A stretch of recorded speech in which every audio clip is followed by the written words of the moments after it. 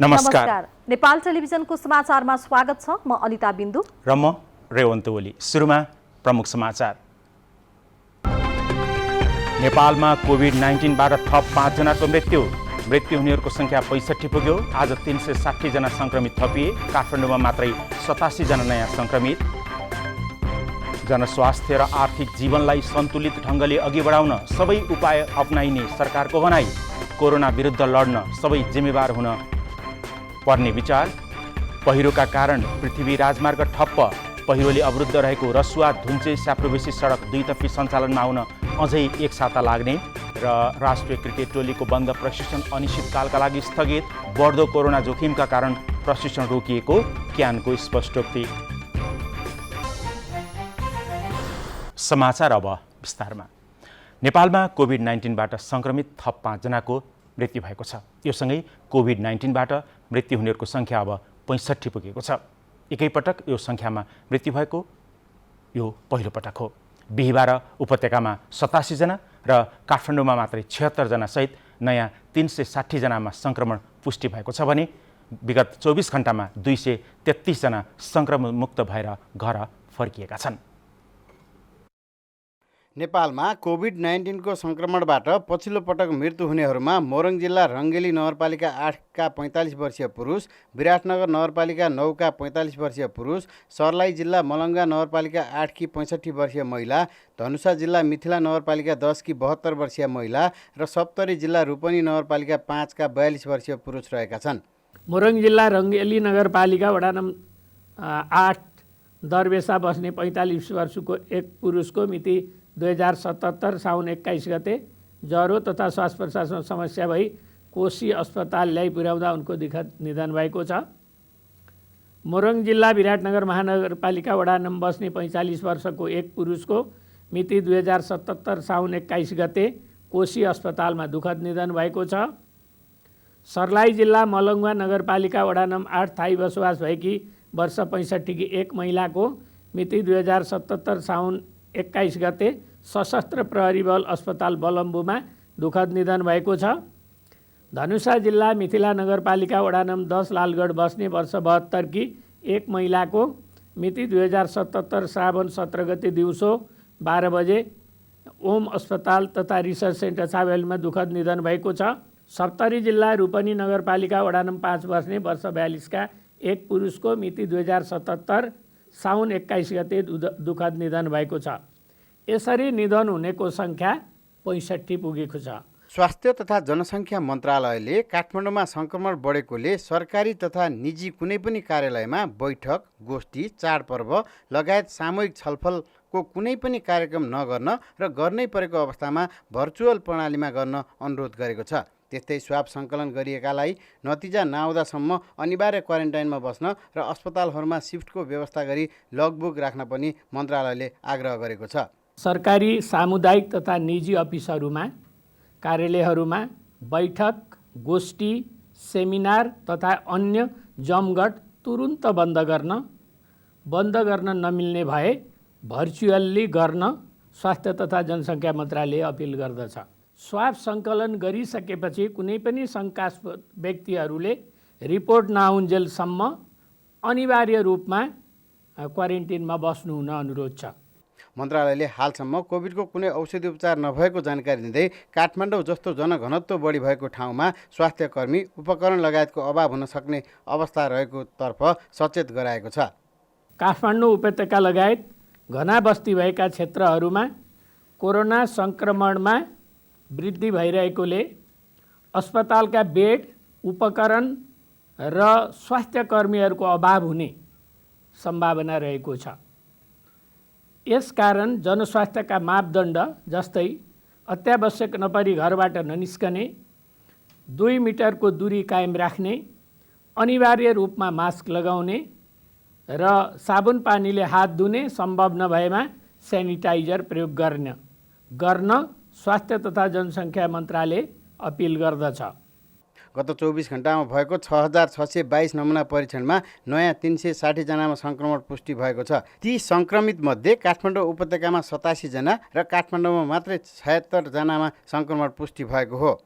ललितपुरमा 10 जना र भक्तपुरमा 1 जनामा सङ्क्रमण पुष्टि भएको छ। हालसम्म 21,750 जनामा सङ्क्रमण पुष्टि भएको छ। सङ्क्रमण पुष्टि भएका मध्ये 70.7% सङ्क्रमण मुक्त भएका छन् भने सङ्क्रमण मुक्त हुनेहरूको सङ्ख्या 15,389 पुगेको छ। हाल क्वारेन्टिनमा 9,470 जना रहेका छन् भने आइसोलेसनमा रहेका सक्रिय सङ्क्रमितको सङ्ख्या 6,296 जना रहेको छ। हाल 500 भन्दा बढी सङ्क्रमित रहेका 5 जिल्लाहरूमा काठमाडौँ, पर्सा, रौतहट, महोत्तरी र कैलाली रहेका छन्। त्यसै गरी खोटाङ, सङ्खुवासभा, मनाङ, मुस्ताङ र रुकुम पश्चिम सङ्क्रमणमुक्त जिल्ला हुन्। क्यामेरामा राम थापाका साथ केशव राज विष्ट, नेपाल टेलिभिजन। यसैबीच सरकारले नागरिकको स्वास्थ्य र आर्थिक जीवनलाई सन्तुलित ढङ्गले अघि बढाउन सबै उपाय अपनाउने रणनीति लिएको छ।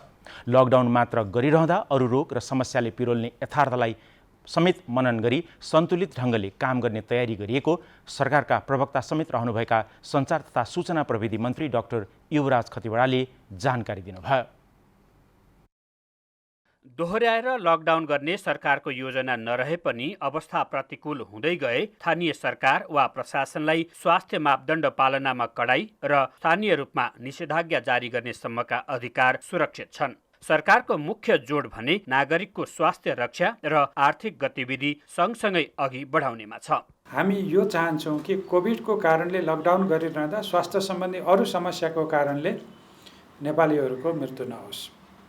तर कोभिडको जोखिम त फेरि न्यून गर्नु नै छ र त्यो गरिरहँदाखेरि पेट पनि पाल्नु पर्यो, शरीर सुरक्षित राखेसँगै त्यसलाई सन्तुलित ढङ्गले मिलाएर लिएर जाने।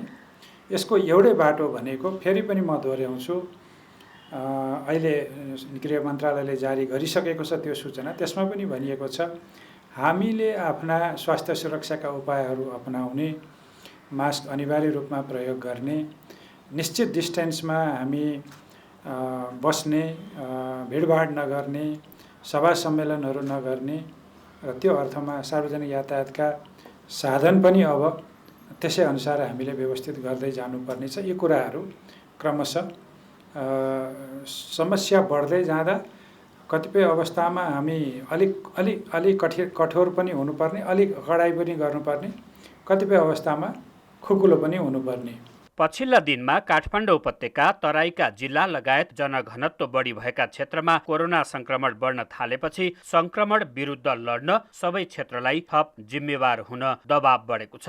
केही दिन अति आवश्यक छैन भने, कुनै किसिमको अति जरुरी नै कुनै कुरा छैन भने अहिले सार्वजनिक सेवा लिने कुरामा पनि हामी हतार नगरौँ, किनभने त्यसले हामीलाई बढी जोखिममा पार्न सक्छ र सेवा उपभोग गर्न नपाउँदै हाम्रो स्वास्थ्य जोखिममा पर्यो भने फेरि हामी ठुलो समस्यामा पर्छौँ।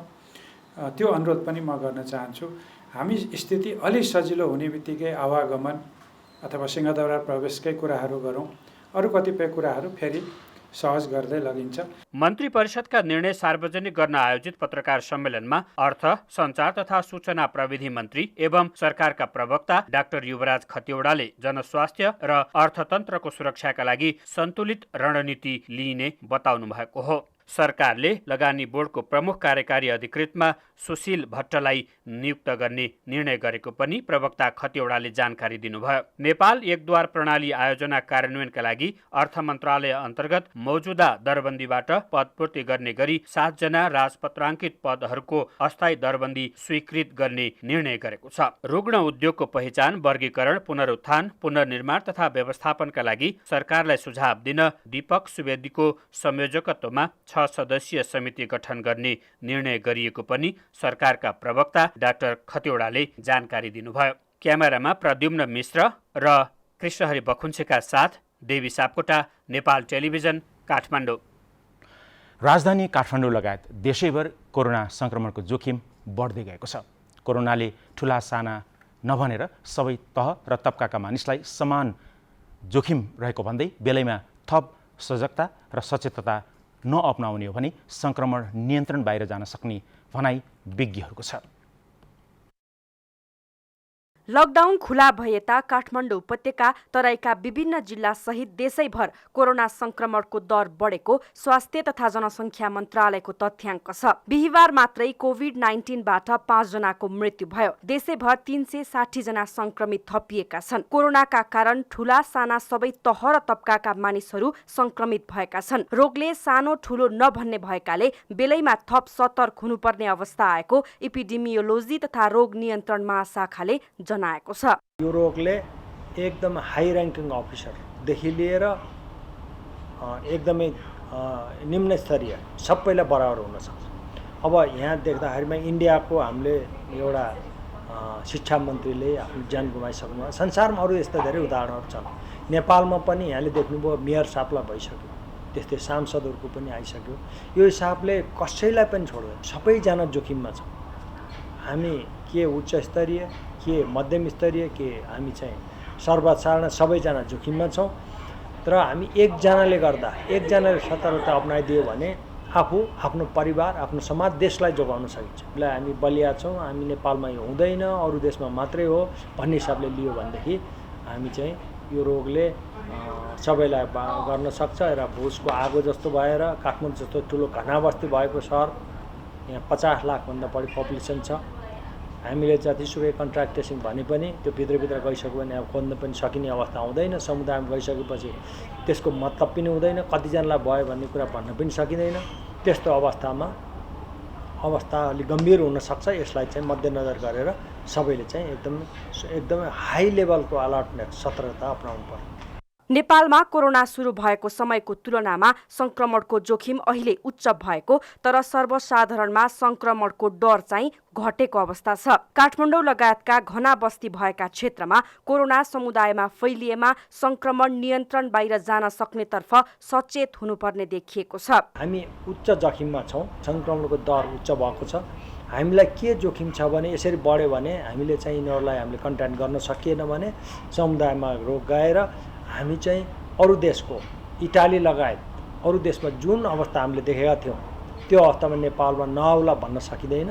त्यो भएर सबैजनाले यो रोग मलाई आउँदैन भन्नुभन्दा पनि सबै व्यक्तिमा यो सङ्क्रमण छ भन्ने हिसाबले लिएर हामी चाहिँ त्यही लेभलको सतर्कता अपनाउनुपर्छ। लकडाउन खुकुलो हुनु भनेको संक्रमण नियन्त्रणमा आएको अवस्था पक्कै होइन। म आफै, मेरा आफन्त, मेरा छिमेकी, साथीभाइ वा जो कोहीमा पनि संक्रमण हुन सक्छ भन्ने डर मनमा राखेर सतर्कताका सबै उपाय अनिवार्य अपनाउन महाशाखाले सबैमा आग्रह गरेको छ। क्यामेरामा राम थापाका साथ छहरा दवाडी, नेपाल टेलिभिजन समाचार, काठमाडौँ। कोभिड-19 को संक्रमणको जोखिमलाई न्यूनीकरण तथा सचेतना अपनाउन जनस्वास्थ्य तथा सुरक्षा रणनीति कडाइका साथ लागू गरिएको छ। यसै क्रममा जिल्ला प्रशासन कार्यालय काठमाडौँले पनि अनुगमन र निगरानी बढाएको छ। जिल्ला प्रशासन कार्यालय काठमाडौँले अब सवारी पास सम्बन्धमा नयाँ व्यवस्था लागू गरेको छ। अत्यावश्यक कामका लागि सवारी साधनको पास चाहिएमा काठमाडौँ प्रशासनमा अघिल्लो दिन निवेदन दिएर जाने तथा त्यसको भोलिपल्ट मात्रै पास पाइने बनाइएको छ। सिडिओ साहब, जस्तो काठमाडौँ उपत्यकालाई सुरक्षित बनाउनको निम्ति अहिले जिल्ला प्रशासन कार्यालय चाहिँ कस्तो किसिमको रणनीतिमा जुटेको छ? भिडभाड कम होस् भन्ने हिसाबले अब पालिका वाइज हामीले जस्तो नागरिकता राहदानी वितरणको लागि पालिका हामीले छुट्याएर गरेका छौँ डे अल्टरनेटमा। र तेस्रो कुरा भनेको चाहिँ अब यो सङ्क्रमणको जोखिमलाई न्यूनीकरण गर्नको लागि मान्छेको भिडभाड हुन नदिने र मान्छेले व्यवसाय सञ्चालन गर्दाखेरि प्रोटोकल पालना गराउनु पर्ने जुन एउटा दायित्व छ त्यो दायित्वमा हामी अलि थप आक्रामक रूपमा हामी प्रस्तुत भएका छौँ। र सँगसँगै हामीले यो पछिल्लो समय चाहिँ तिनटै जिल्लाको प्रमुख जिल्ला अधिकारीहरू बसेर हामी एउटा रणनीति हामी बनाउँदैछौँ र परामर्शमा जुटेका छौँ र यसलाई अब यो मोडालिटीलाई अब कसरी अझ प्रभावकारी बनाउन सकिन्छ भन्ने अनुगमनलाई पनि प्रभावकारी बनाउनु पर्ने कुरा र यो प्रोटोकल पालना गराउनु पर्ने कुरा। जस्तो पर्यटनले, उद्योगले, अरू व्यवसायहरूले पनि प्रोटोकल त पालना गर्नु पर्यो नि त। आफ्नो व्यवसाय सञ्चालन गर्दाखेरि प्रोटोकल पालना गराउने दायित्व त ती निकायको पनि हो नि। त्यस कारणले गर्दाखेरि यसरी कसरी अन्तर्निकाय समन्वय गरेर चाहिँ यसलाई प्रभावकारी बनाउन सकिन्छ भन्ने हिसाबले हामी अहिले अगाडि बढिरहेछौँ। आवागमनको कुरा छ, यसलाई चाहिँ व्यवस्थित गर्नुलाई जिल्ला प्रशासन कार्यालयले कस्तो किसिमको काम गर्दैछ? अत्यावश्यक कामको लागि पास जारी हामी गरिहाल्छौँ, तर त्यति अनावश्यक कामको लागि पास माग्न हामी तपाईँहरू नआउनुहोस्। र अहिले हामीले के गरेका छौँ भनेदेखि अत्यावश्यक कामभन्दा बाहेकमा हामी पास जारी गर्दैनौँ। अब वीरगञ्जको मेडिकल कलेजमा 5 दिन अघि निधन भएकी 18 वर्षीय युवतीको शव आज नारायणी उपक्षेत्रीय अस्पताल लगिएको छ। नेशनल मेडिकल कलेज वीरगञ्जमा गएको आइतबार मृत्यु भएकी पोखरिया नगरपालिका जगतपुरको युवतीको शव आज मात्रै नारायणी अस्पताल लगिएको हो। शव उठाउनका लागि पटक पटक जिल्ला प्रशासन कार्यालय र जिल्ला प्रहरी कार्यालयलाई आग्रह गर्दा पनि 4 दिनसम्म शव व्यवस्थापन नभएको मेडिकल कलेजका प्रबन्ध निर्देशक बसरुद्दिन अन्सारीले बताउनुभयो। अस्पतालले धेरै दिनसम्म शवलाई व्यवस्थित नगरी प्लास्टिकमा राखेको भन्दै स्थानीयले विरोध गरेका छन्। आइतबार निधन भएकी युवतीलाई कोरोना संक्रमण भएको कुरा मंगलबार मात्रै पुष्टि भएको थियो। उच्च अदालत अस्थायी इजलास वीरगञ्जले होम क्वारेन्टिनमा रहेका कोरोना संक्रमितको घर सील गर्न र संक्रमितलाई घर बाहिर निस्कन नदिन जिल्ला प्रशासन कार्यालय पर्सालाई आदेश दिएको छ। अधिवक्ता प्रमोद शाहले दायर गरेको रिटमाथि सुनवाई गर्दै न्यायाधीश वीरबहादुर डाँगीको एकल इजलासले यस्तो अन्तरिम आदेश जारी गरेको हो। जिल्ला संकट व्यवस्थापन केन्द्रको बैठकले गरेको निर्णयमा संक्रमित बस्ने घरहरू पनि सील गरी स्थानीय प्रहरी र ओडा समितिको कार्यालयको सिफारिसको आधारमा ती निकायको निगरानीमा रहने गरी स्वास्थ्य तथा जनसङ्ख्या मन्त्रालयले तयार गरेको मापदण्ड लागू गर्न आदेशमा उल्लेख गरिएको छ। कोरोना संक्रमण बढेपछि नुवाकोटको विदुर नगरपालिका सील गरिएको छ। अत्यावश्यक सेवा बाहेक सबै सेवा बन्द गरिएको जिल्ला प्रशासन कार्यालय नुवाकोटले जनाएको छ। विदुर नगरपालिकामा कोभिड-19 संक्रमण समुदायमा फैलनबाट रोक्न विदुर नगरपालिकाका केही स्थानहरू सील गर्ने नगरपालिकाको सिफारिस र कार्यालयको निर्णय अनुसार विदुरमा अर्को सूचना जारी नभएसम्मका लागि सील गरिएको नुवाकोटका प्रमुख जिल्ला अधिकारी झङ्कनाथ ढकालले जानकारी दिनुभयो। विदुर नगरपालिका वडा नम्बर 9 को जिल्ला अस्पतालको सेवा बाहेक इन्टेक डिल, हात्ती गौडा चोक, सामरी दोभान, सुनचापाको चौतारादेखि 12 नम्बर खोला चौतारो किमताङ र भारी सवारी चल्ने बाहेकका सडकहरू पूर्ण रूपमा निषेध गर्ने निर्णय गरिएको छ। केही दिनदेखिको निरन्तर वर्षाका कारण पृथ्वी राजमार्गका ठाउँ ठाउँमा खसेको पहिरोले राजमार्ग अवरुद्ध भएको छ। राजमार्ग अवरुद्ध भएका कारण राजधानी प्रवेशका लागि आएका अत्यावश्यक वस्तु र खाद्यान्न बोकेका सवारी साधनहरू सडकमा रोकिएका छन्।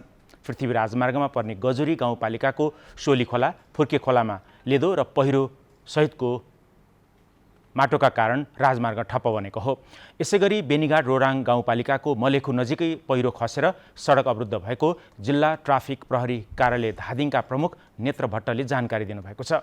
भारी वर्षा भइरहेका कारण सडकको पहिरो तत्काल पन्छाउन सक्ने अवस्था समेत नरहेको पनि उहाँले बताउनु भएको छ। उता रसुवाको पासाङ लामु सडक खण्ड अन्तर्गत धुन्चे स्याप्रुबेसी खण्डको भार्खु डाँडामा भाँसिएको सडक सञ्चालनमा ल्याउन सडक डिभिजन कार्यालय नुवाकोटले स्काभेटर प्रयोग गरेर काम सुरु गरेको छ। सडक डिभिजन कार्यालय नुवाकोटले भाँसिएको सडकमा कुनाबाट नयाँ ट्र्याक खोल्ने काम सुरु गरेको हो। करिब 50 मिटर सडक भाँसिएको क्षेत्रमा तार जालीको प्रयोग गरी ग्याभिन समेत लगाउनु पर्ने भएकाले दुईतर्फी सडक सञ्चालनमा ल्याउन करिब 1 साता लाग्ने सडक डिभिजन कार्यालय नुवाकोटले जनाएको छ। प्रमुख प्रतिपक्षी दल नेपाली कांग्रेसले कोरोना महामारीका बीच पनि पार्टीको आसन्न महाधिवेशनको तयारीलाई तीव्र पार्ने निर्णय गरेको छ। पार्टी सभापति शेरबहादुर देउवाको निवास बुढा नीलकण्ठमा बसेको पदाधिकारी र पूर्व पदाधिकारीहरूको बैठकले आसन्न महाधिवेशन कोरोना महामारीले पुर्याउने असरका बारेमा छलफल गर्दै महाधिवेशनको तयारीलाई तीव्र पार्ने निर्णय गरेको हो। बैठकमा हाल कायम क्रियाशील सदस्यता 100% बढाउने बारे समेत छलफल भएको पार्टी प्रवक्ता विश्वप्रकाश शर्माले जानकारी दिनुभयो। कोरोनाबाट नेपाल र नेपालीको रक्षा गर्नु छ। नेपाली कांग्रेस पार्टीको घरेलु जीवनमा उब्जिने जुनसुकै विषयलाई संवादबाट छलफलबाट हामी एउटा उचित निष्कर्षमा लिएर जान्छौँ। बैठकमा कांग्रेस वरिष्ठ नेता रामचन्द्र पौडेलले सभापतिले गठन गरेको विभाग खारेज हुनुपर्ने अडान राख्नु भएको थियो। राष्ट्रिय सभाका 4 विषयगत समितिको नेतृत्वमा यसअघिकै सभापतिहरू दोहोरिने हुनुभएको छ। आज उम्मेदवारी दर्ताको समयमा निवर्तमान सभापतिहरूले फेरि सभापतिका लागि उम्मेदवारी दिनुभएको हो। राष्ट्रिय सरोकार तथा समन्वय समितिमा दिलकुमारी रावल थापा, प्रत्यायोजित व्यवस्थापन तथा सरकारी आश्वासन समितिमा रामनारायण बिडारी, दिगो विकास तथा सुशासन समितिमा तारादेवी भट्ट र विधायन व्यवस्थापन समितिमा परशुराम मेघी गुरुङको उम्मेदवारी परेको छ। एउटा समितिमा 1 जनाको मात्रै उम्मेदवारी परेका कारण 4वटै समितिमा सभापतिहरू निर्विरोध निर्वाचित हुने भएको छ। तर यसको औपचारिक घोषणा भने शुक्रबार बस्ने सम्बन्धित समितिको बैठकबाट हुने संसद सचिवालयले जनाएको छ।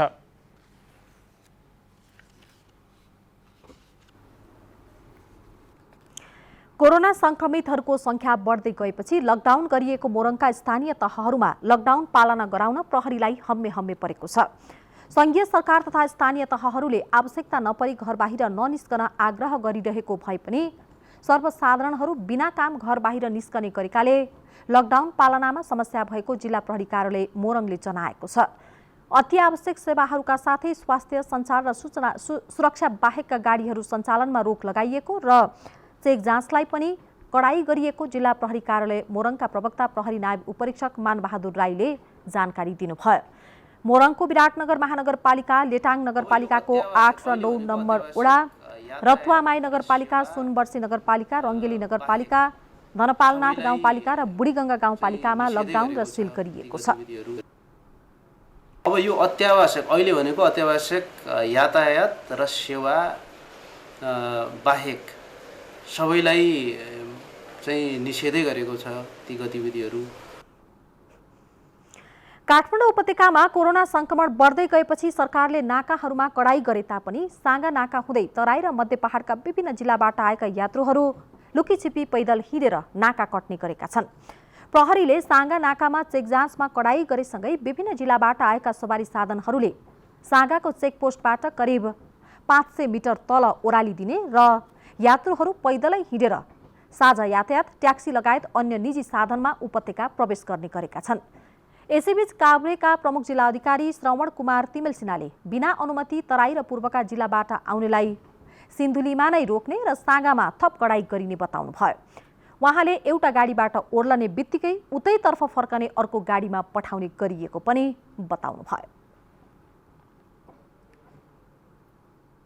गण्डकी प्रदेशको स्याङ्जामा कोरोना संक्रमितको संख्या बढेको छ। संक्रमित बढ्दै गएपछि जिल्लामा निषेधाज्ञाको समय बढाइएको छ। यो सँगै स्याङ्जामा संक्रमण नियन्त्रण गर्न कस्ता प्रयास भइरहेका छन् त भन्ने बारेमा तयार पारिएको प्याकेज कोरोना केयर अबको प्रस्तुतिमा।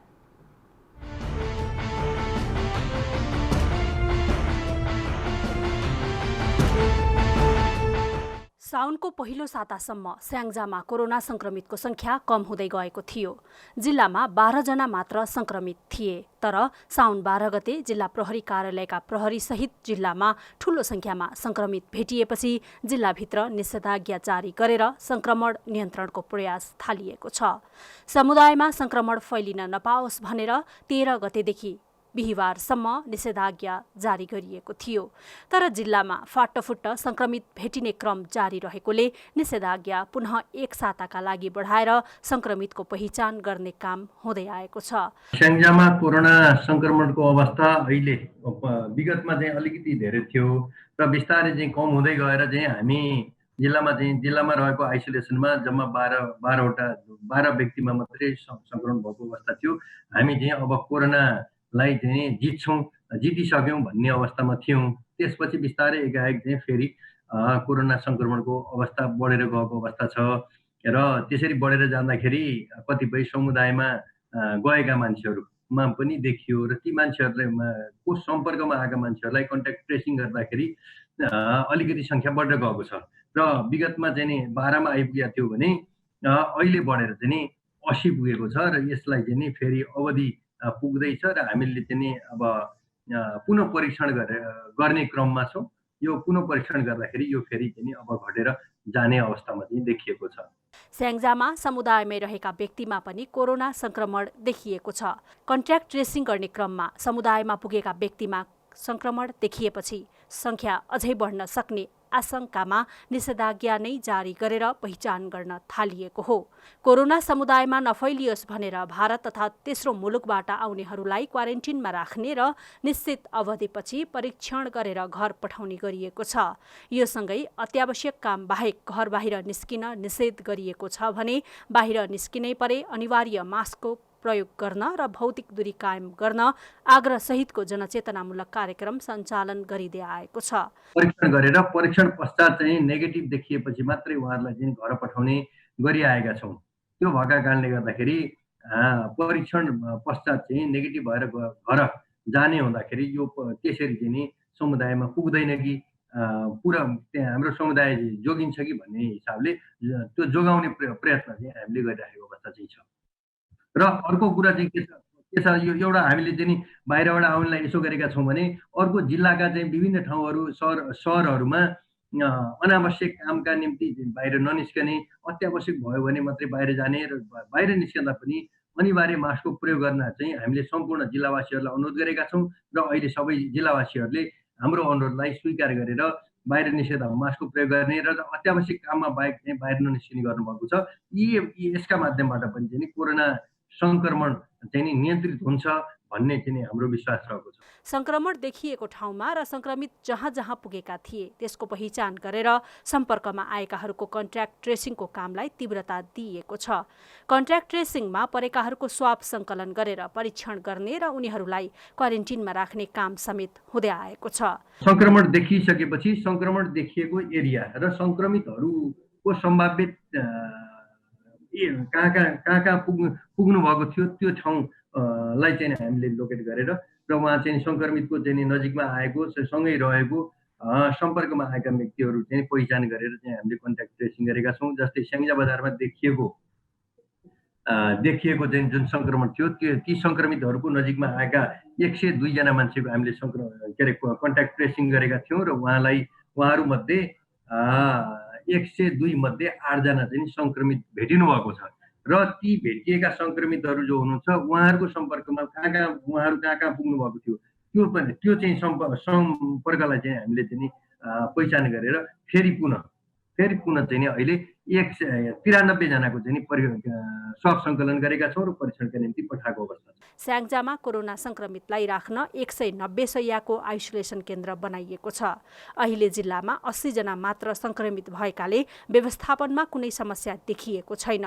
त्यसै गरी जिल्लामा अहिले भारत र तेस्रो मुलुकबाट आउने 183 जनालाई क्वारेन्टिनमा राखिएको छ। स्याङ्जामा हालसम्म 3244 जनाको कोरोना परीक्षण भइसकेको छ।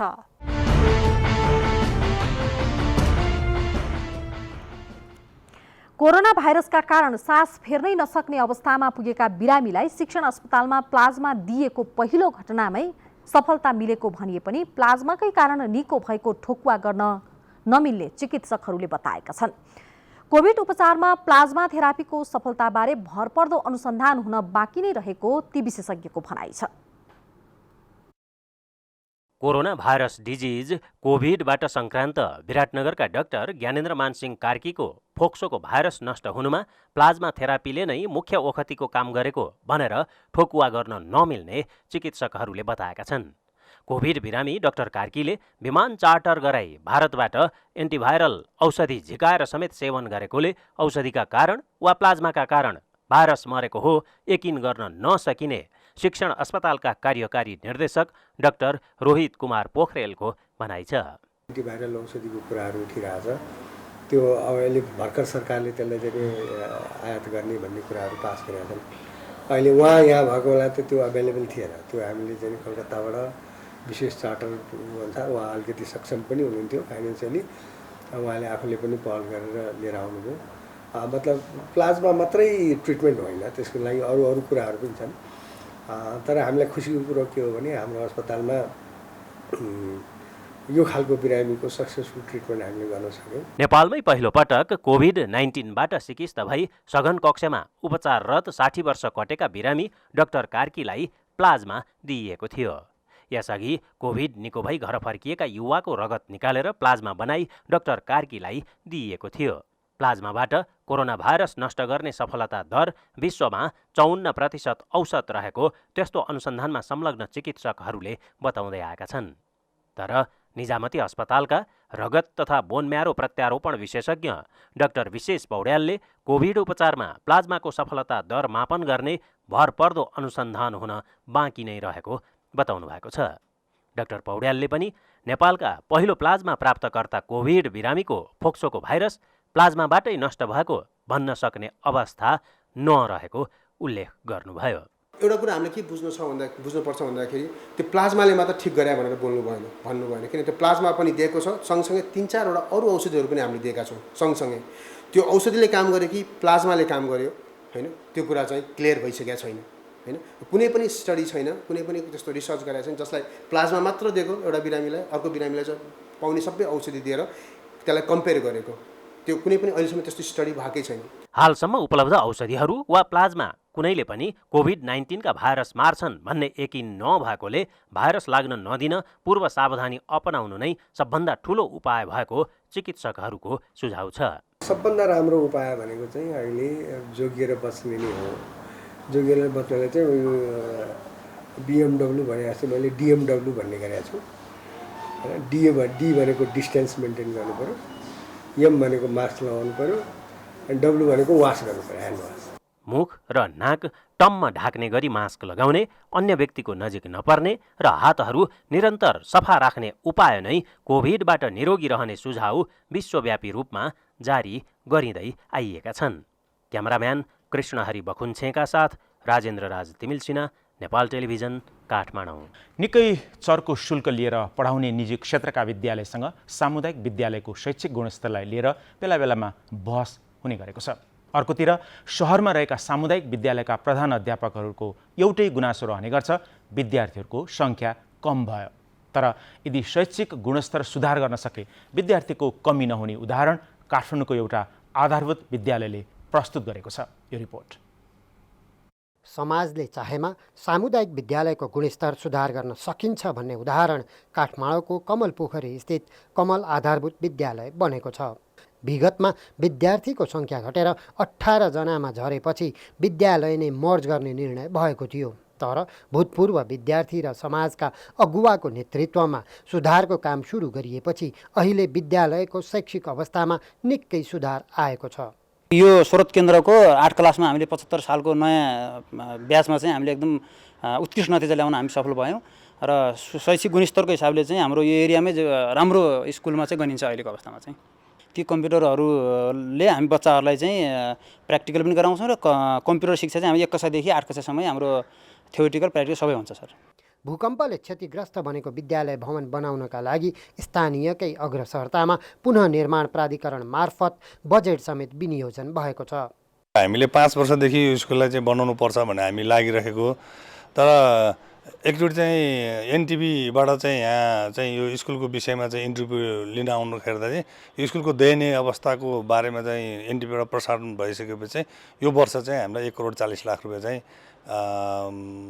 विभागबाट प्राप्त भएको छ र 20% हाम्रो एकाउन्टमा जम्मा भइसकेको छ। र वडा अध्यक्षसँग चाहिँ पहिलेदेखि नै पहल गरिराखेको, वडा अध्यक्षज्यू र हाम्रो चाहिँ सल्लाह हुँदाखेरि चाहिँ अहिले हाम्रो प्रहरी बिच चाहिँ मालीगाउँमा सरिसकेका भएर चाहिँ त्यो ठाउँ अहिले खाली छ।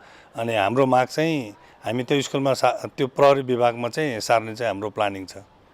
भवन बनेपछि कक्षा थप गर्ने, विज्ञान र कम्प्युटरको प्रयोगशाला व्यवस्थित बनाउने र आवासीय सुविधा थप्ने योजना विद्यालयको छ। सामुदायिक विद्यालय अभिभावकको रोजाइमा पर्दैनन् भन्ने गुनासो अन्य विद्यालयका प्रधानाध्यापक र व्यवस्थापन समितिका पदाधिकारीहरूको रहने गरेको परिप्रेक्ष्यमा शैक्षिक सुधारमा ध्यान दिने हो भने विद्यार्थीको कमी नहुने उदाहरण यस विद्यालयले प्रस्तुत गरेको छ। शङ्कर बुढाथोकीका साथ रविचन्द्र पराजुली, नेपाल टेलिभिजन। पुरातत्व विभागले चितवनस्थित अयोध्यापुरीमा रामको जन्म भएको विषयमा पुरातत्व, संस्कृति र इतिहासका विज्ञसँग छलफल गरी अनुसन्धान सुरु गरेको छ। त्रेता युगमा भगवान रामको जन्म नेपालकै चितवन जिल्लास्थित हाल माडी नगरपालिकामा पर्ने अयोध्यापुरीमा भएको चर्चा सुरु भएपछि विभागले विज्ञसँग छलफल सुरु गरेको प्रवक्ता रामबहादुर कुँवरले जानकारी दिनुभयो।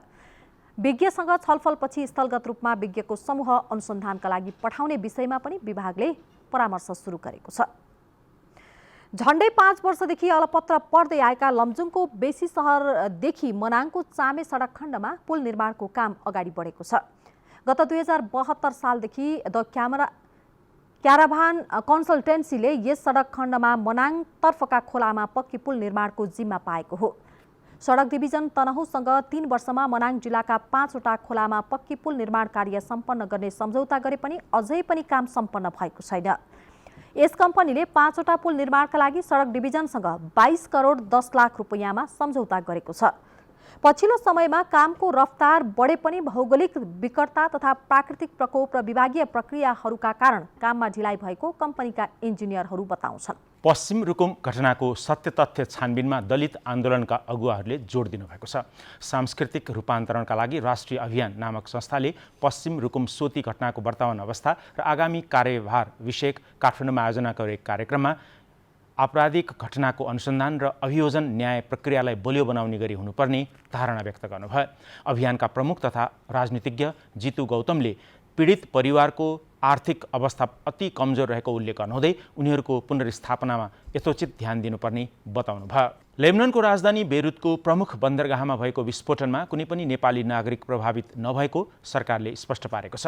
परराष्ट्र मन्त्रालयका प्रवक्ता भरतराज पौड्यालले बेरुतमा रहेका नेपाली नागरिक सकुशल रहेको जानकारी दिनुभएको छ। उहाँले नेपालका अवैतनिक वाणिज्य दूत र गैर आवासीय नेपाली सङ्घसँग कायरो स्थित नेपाली राजदूतावास निरन्तर सम्पर्कमा रहेको पनि स्पष्ट पार्नुभएको छ। लेबनानमा 12,000 को हाराहारीमा नेपाली विभिन्न रोजगारीका सिलसिलामा रहेको अनुमान गरिएको छ। 2 दिन अघि भएको शक्तिशाली विस्फोटनमा परि 135 जनाको मृत्यु भइसकेको छ भने 4,000 भन्दा बढी घाइते भएका छन्। यसैबीच राष्ट्रपति विद्यादेवी भण्डारीले लेबनानका राष्ट्रपति मिसेल आउनलाई आज एक सन्देश पठाउनु भई बेरुतमा शक्तिशाली विस्फोटनबाट अमूल्य जीवन र भौतिक सम्पत्ति नाश भएकोमा गहिरो दुःख व्यक्त गर्नुभएको छ। अब आर्थिक समाचार।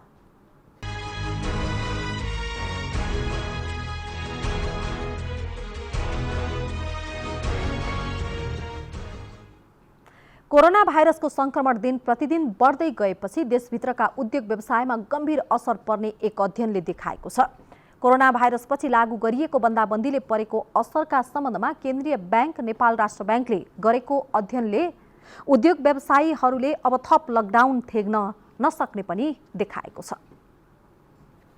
नेपाल राष्ट्र ब्याङ्कले गरेको कोभिडले पारेको असरको अध्ययनले उद्योग व्यवसायहरूले अब थप लकडाउन थेक्न नसक्ने देखाएको छ। बन्दाबन्दी पश्चात उद्योग व्यवसाय सामान्य अवस्थामा फर्कन औसतमा करिब 9 महिना लाग्ने सो अध्ययनले देखाएको छ। सर्वेक्षणमा सहभागी अधिकांश उद्योगी व्यवसायीले बन्दाबन्दी पश्चात अहिलेकै व्यवसायलाई निरन्तरता दिने प्रतिबद्धता देखाएका छन् भने केहीले व्यवसाय बिक्री वा बन्द गर्न चाहेको समेत देखिएको राष्ट्र ब्याङ्कले जनाएको छ। बन्द गर्न चाहनेमा केही घरेलु, लघु तथा साना उद्योग र साना खुद्रा व्यापार रहेका छन्। अधिकांश उद्योगी व्यवसायीहरूले सरकारले आर्थिक वर्ष 77-78 को बजेटमा व्यवस्था गरे अनुरूप 5% ब्याज दरमा कर्जा प्राप्त भएमा कर्मचारी कामदारको रोजगारीलाई पूर्ण रूपमा निरन्तरता दिन सकिने बताएका छन्। बन्दाबन्दी अवधिमा सर्वेक्षणमा सहभागीलाई सञ्चालन खर्च बेहोर्न चालु पुँजीको अभाव रहेको, उत्पादनको बिक्री वितरणमा कठिनाई रहेको र बजारमा मागको कमी लगायतका समस्या परेको देखिएको छ। उद्योगी व्यवसायीहरूको कर्जा सम्पत्ति अनुपात औसतमा 48.7% रहेको छ। बन्दाबन्दी पश्चात वित्तीय साधन परिचालनका लागि बैंक तथा वित्तीय संस्थाबाट ऋण लिने, कर्मचारी तलब कटौती गरी खर्च घटाउने, सहकारी संस्थाबाट ऋण लिने र नयाँ लगानी साझेदार खोज्ने सोचमा व्यवसायीहरू रहेको पाइएको छ। सहुलियत ब्याज दर, लचिलो किस्ता भुक्तानी सुविधा, आयकरमा सहुलियत, चालु पुँजीका निम्ति थप ऋण सुविधा र ऋणको भाका सार्ने सुविधाको माग उद्योगी व्यवसायीहरूले गरेका छन्। बन्दाबन्दी अवधिमा उद्योगी व्यवसायीहरूले 96.7% सामान्य अवस्थाको तुलनामा औसतमा 73.8% उत्पादन कारोबार घटेको जनाएका छन्।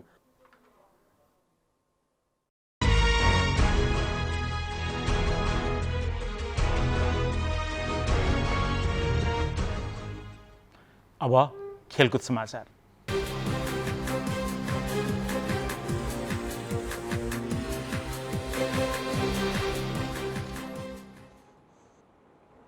नमस्कार, खेलकुद समाचारमा स्वागत छ। म प्रिया लक्ष्मी कार्की। भदौको पहिलो साताबाट सुरु हुने भनिएको राष्ट्रिय क्रिकेट टोलीको बन्द प्रशिक्षण तयारी अनिश्चितकालको लागि स्थगित भएको छ। अझै 5 महिना कुनै पनि अन्तर्राष्ट्रिय प्रतियोगिता नहुने र बढ्दै गएको कोभिड संक्रमणका कारण प्रशिक्षण सुरु नगर्ने निर्णय नेपाल क्रिकेट संघ क्यानले लिएको छ। क्यानका सचिव अशोकनाथ प्याकुरेलले प्रशिक्षण कहिले सुरु गर्ने अहिले कुनै निर्णय लिन नमिल्ने बताउनु भएको छ। केही दिन अगाडिबाट व्यक्तिगत रूपमा राष्ट्रिय टोलीका सदस्य त्रिभुवन विश्वविद्यालय क्रिकेट मैदानमा 3 सत्रमा अभ्यासमा जुटेका थिए। क्यानले भदौको पहिलो साताबाट टियु मैदानमा नै क्वारेन्टिन स्थापना गरेर बन्द प्रशिक्षण सुरु गर्ने कार्यक्रम बनाएको थियो।